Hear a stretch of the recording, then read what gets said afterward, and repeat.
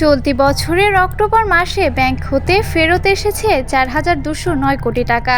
সেপ্টেম্বরে ব্যাংকে ফেরত এসেছিল 8,881 কোটি টাকা।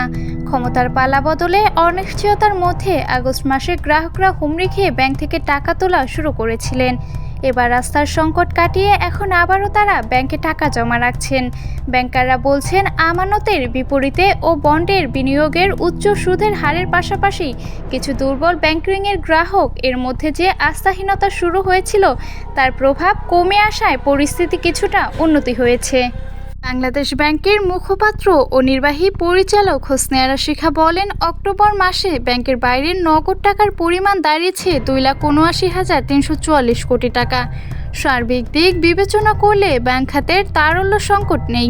ইসলামী ধারার ব্যাংকে তারল্যর সংকট রয়েছে।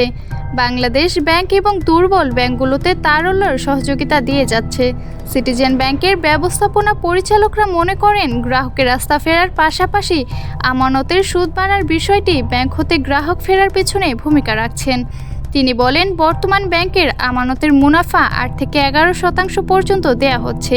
এতে গ্রাহকরা ব্যাংকে টাকা রাখতে আগ্রহী পাচ্ছে।